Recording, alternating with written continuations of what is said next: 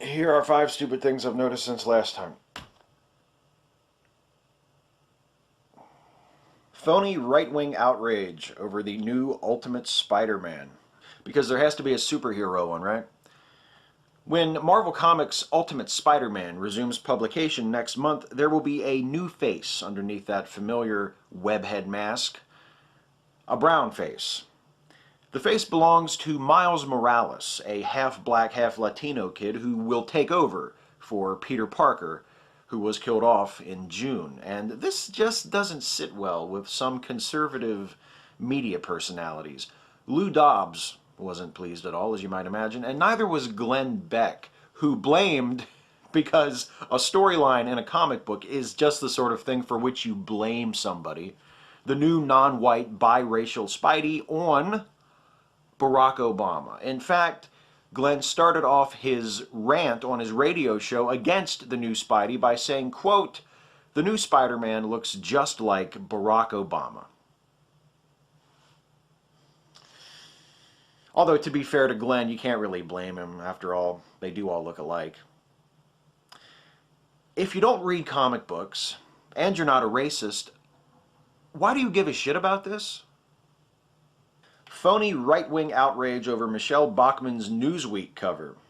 Newsweek put Michele Bachmann, or should I say newly minted Iowa straw poll winner Michele Bachmann, on the cover of its latest issue, and they were immediately attacked by conservative bloggers at the Daily Caller and other websites decrying the magazine for mischaracterizing Bachmann as crazy. And it's not just conservatives. A writer for the Washington Post, who calls herself no fan of Bachmann, complained that the cover was unfair, and so did the president of the National Organization for Women, all of whom are completely missing the point. If you are a photographer and you point a camera at another person and say, "Smile," and that other person does that, how is that the fault of the person holding the camera?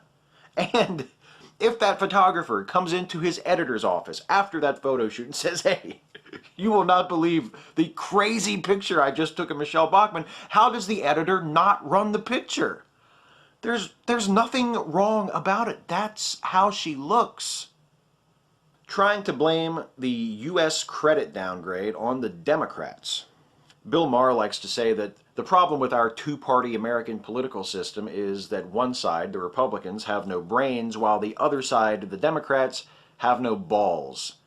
That principle was vividly illustrated during the recent debt ceiling crisis, which was conjured out of thin air by congressional Republicans who then used the crisis, which they manufactured, to make demands on President Obama and the congressional Democrats, who then gave the Republicans everything they wanted. And the best part is, after Standard & Poor's downgraded the United States government's credit for the first time in history as a direct result of the outcome of that debt crisis, the Republicans turned right around and blamed it on the Democrats. No. You guys, you Republicans, you have it wrong. I'm not saying that the Democrats are blameless, because they're not, but you're just blaming them for the wrong stuff. See, the debt ceiling crisis and the credit downgrade, that was your fault. Everything else that's about to happen to the economy, every shitty thing that's about to go down these next few years as a result of the credit downgrade and the debt ceiling crisis, that will be the Democrats' fault. Because they rolled over for you dumbasses. Philippine Catholics protest art installation. An art exhibit in Manila was closed 2 weeks early amid protests from Catholic church leaders and politicians.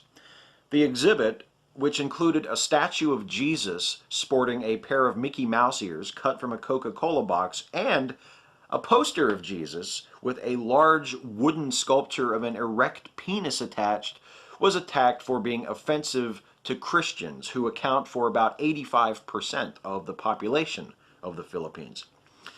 The good news here, at least as I see it, is that large chunks of the Constitution of the Philippines are lifted verbatim from the Constitution of the good old United States of America. So that makes me feel good. It's nice to know that countries who were inspired by our ideals are no better at actually living up to them than we are. Union busters. As I sit here, 45,000 Verizon employees, members of the Communications Workers of America and the International Brotherhood of Electrical Workers, are on strike to protest proposed cuts to their pensions and health benefits. Among them is my friend Joe Kuhn. And good luck, Joe, I'm pulling for you. I'm a union guy. Not because I've ever been a member of one, because I haven't. Not because I think that unions are always right and management is always wrong, because I don't. Not because I don't think concessions on things like compensation and pensions and health benefits are sometimes necessary, because I do. I'm a union guy because I think that things like the minimum wage and the 40-hour work week and standardized health and safety regulations and the ability for workers to collectively bargain with their employers are good things that have made the United States a better country for all of us, whether we're members of unions or not.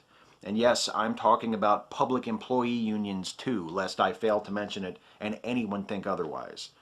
If employees of private companies deserve the protections afforded by union contracts and collective bargaining, then employees of governments deserve those protections even more so. Yes, unions can be corrupted. Yes, they often seem to be looking after the best interests of the organization rather than the workers it represents. Would I personally feel comfortable joining one? Maybe, maybe not.